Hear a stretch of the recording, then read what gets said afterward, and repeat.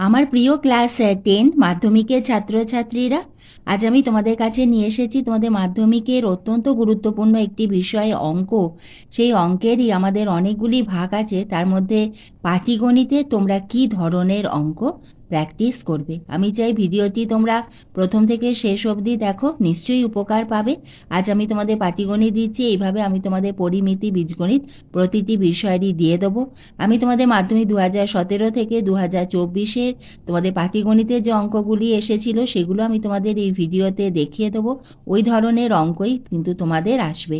তোমরা যদি বোঝো ভিডিওটি 2x স্পিডেও কিন্তু দেখতে পারো। আমাদের প্রশ্নপত্রে এটা দেখতেই পাচ্ছ, মাধ্যমিক 2024 অঙ্কের প্রশ্নপত্র। আমাদের প্রথমে থাকে 1-এর দাগেতে এমসিকিউ, এরপরে 2-এর দাগেতে থাকবে শূন্যস্থান পূরণ করো এবং 3-এর দাগে থাকে সত্য বা মিথ্যা লেখো। এই ছোট প্রশ্নগুলি তোমাদের গণিত প্রকাশ বইয়ের প্রতিটি অধ্যায়ের যে কোষে দেখি আছে সেই কোষে দেখির পরেতে দেখবে অতি সংক্ষিপ্ত উত্তরধর্মী প্রশ্ন। সেখানে বহু বিকল্পীয় প্রশ্ন এমসিকিউ রয়েছে। তারপরে রয়েছে নিচে বিবৃতিগুলি সত্য না মিথ্যা লিখি এবং তারপরে শূন্যস্থান পূরণ করো।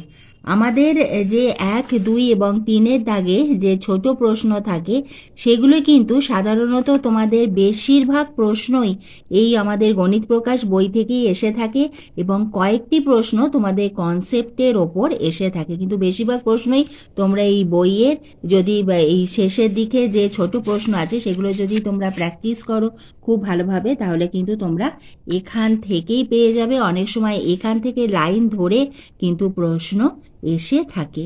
এবার আসি আমাদের পরে যেটি থাকে সেটি হলো 4-এর দাগেতে প্রশ্নমান 2 মার্কসের প্রশ্ন। এই প্রশ্নটি কিন্তু তোমাদের আসবে সংক্ষিপ্ত উত্তরধর্মী যে অঙ্কগুলি তোমাদের বইতে রয়েছে সব থেকে শেষে কোষে দেখি সব থেকে লাস্টে থাকে সংক্ষিপ্ত উত্তরধর্মী প্রশ্ন। এই অঙ্কগুলি কিন্তু তোমাদের 4-এর দাগে 2 মার্কসের অঙ্ক হিসাবে এসে থাকে। তাহলে তোমরা নিশ্চয়ই বুঝতে পারলে যে তোমাদের 1, 2, 3 এবং 4-এর দাগের অঙ্ক কোথা থেকে আসে। আজ আমরা আলোচনা করব তোমাদের পাটিগণিত নিয়ে। তোমাদের পাটিগণিতের মোট 3টি অধ্যায় রয়েছে। দ্বিতীয় অধ্যায় সরল ও সুদ কষা, ষষ্ঠ অধ্যায় চক্রবৃদ্ধি, সুদ ও সমহার বৃদ্ধি বা হ্রাস এবং 14 নম্বর অধ্যায় অংশীদারি কারবার। আমাদের এই 3টি অধ্যায় রয়েছে। আমরা মাধ্যমিক 2017 থেকে 2024 অবধি পাটিগণিতের যে অঙ্কগুলি এসেছিল তোমাদের বড় প্রশ্নে সেগুলি আমরা প্রত্যেকটি দেখব। ওইগুলো তোমরা ভালোভাবে প্র্যাকটিস করে যাও, এই ধরনেরই কিন্তু অঙ্ক তোমাদের আসবে। তোমাদের পাটিগণিতের যে বড় প্রশ্ন সেটি থাকবে তোমাদের 5-এর দাগে। 2টি অঙ্ক থাকবে, তার মধ্যে যে কোনো একটি প্রশ্নের উত্তর তোমাদের করতে হবে, যেটির মান হলো 5, অর্থাৎ 5 মার্কস রয়েছে। এখানে 2টি অঙ্কের মধ্যে একটি অঙ্ক কিন্তু তোমাদের 14 নম্বর অধ্যায় অংশীদারি কারবার থেকে প্রতি বছরই এসে থাকে, অর্থাৎ আমাদের 5 মার্কসের জন্য তোমাদের এই 14 নাম্বার যে অধ্যায়টি রয়েছে অংশীদারি কারবার, এই অধ্যায়ের অঙ্ক কিন্তু তোমাদের পাটিগণিতে প্র্যাকটিস করতেই হবে, তাহলেই কিন্তু তোমরা একটা অঙ্ক 5 মার্কসের কিন্তু পাবেই। আর এর ক্যালকুলেশনগুলো একটু বড় হয়, সেখানে তোমাদের গুণ যোগ বিয়োগ এগুলো যদি খুব খেয়াল করে খুব সুন্দরভাবে যদি মনোযোগ দিয়ে করো তাহলেই কিন্তু তোমরা এই অঙ্কটা রাইট করবে এবং অনেক সময় কিন্তু এখানকার অঙ্ক আমাদের বই থেকেও এসে থাকে।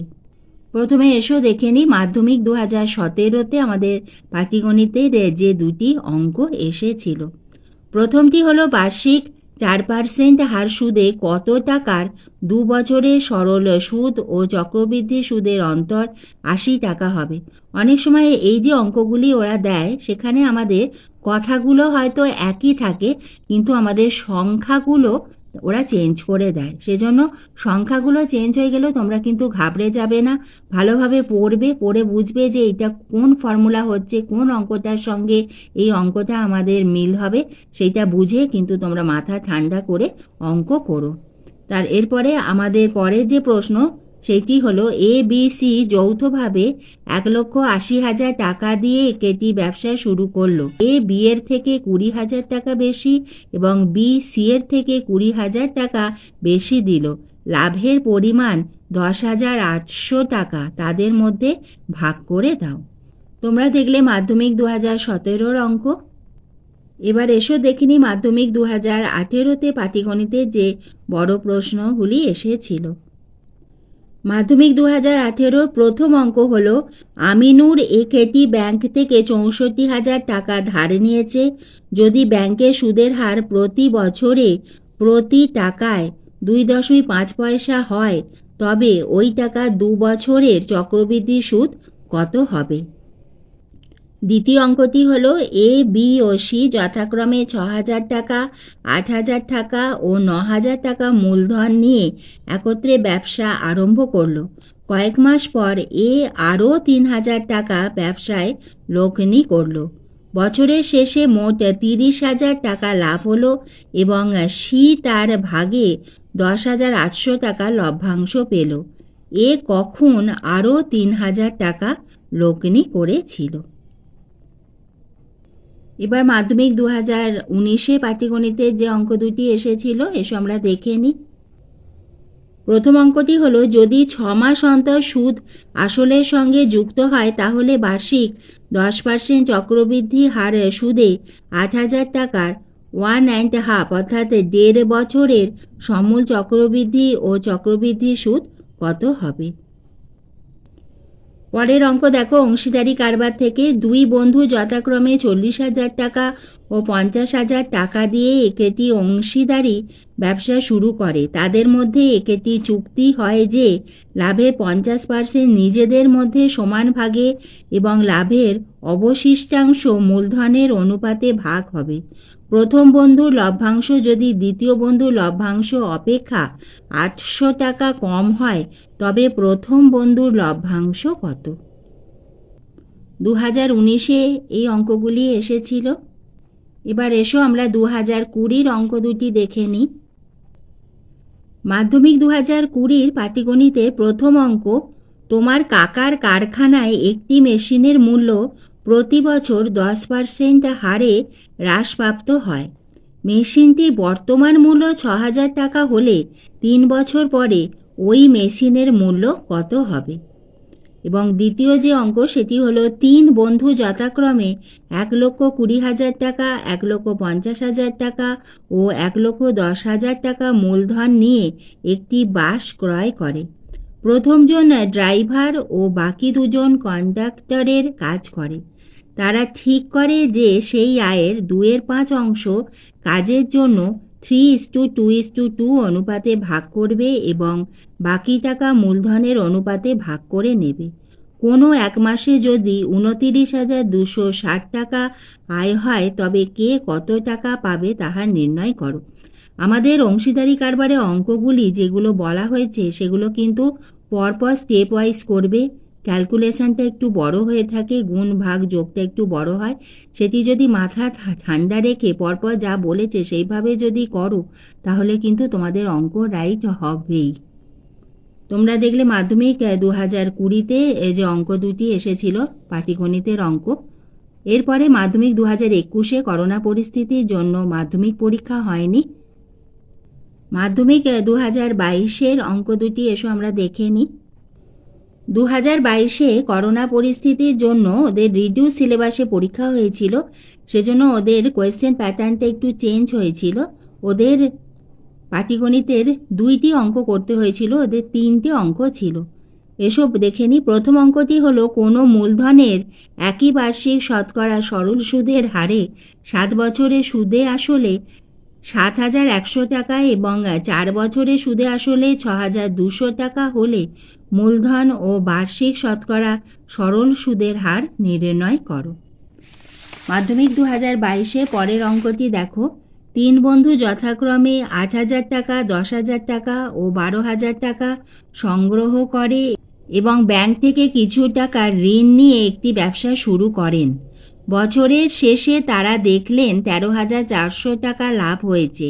সেই লাভ থেকে ব্যাংকের বছরের কিস্তি 5,000 টাকা শোধ দেওয়ার পর বাকি টাকা তারা মূলধনের অনুপাতে ভাগ করে নিলেন। লভ্যাংশ থেকে কে কত টাকা পাবেন। এবং 3 অঙ্কটা ছিল 20,000 টাকার বার্ষিক 5% সুদের হারে 2 বছরে চক্রবৃদ্ধি সুদ ও সরল সুদের পার্থক্য কত হবে। তোমরা দেখলে মাধ্যমিক 2022-এর পাটিগণিতের অঙ্কগুলি।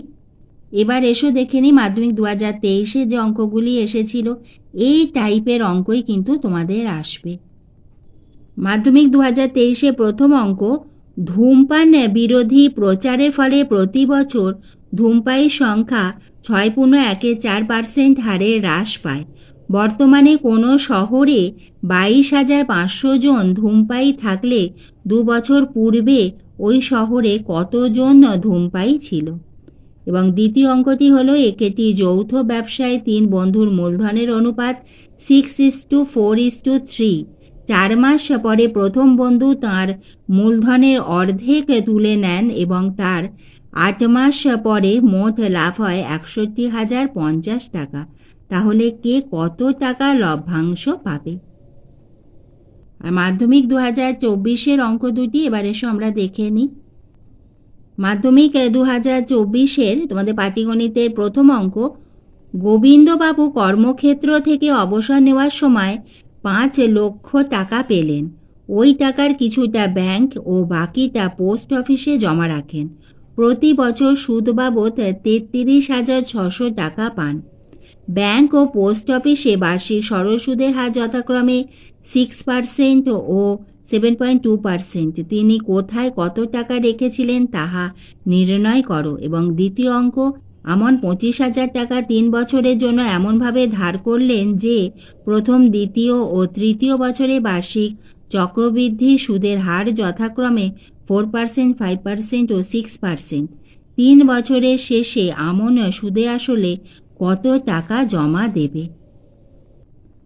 আজ আমি তোমাদের মাধ্যমিক 2017 থেকে 2024 অবধি পাটিগণিতের যে বড় অঙ্কগুলি এসেছিল সেগুলি আজ আমি তোমাদের দেখিয়ে দিলাম।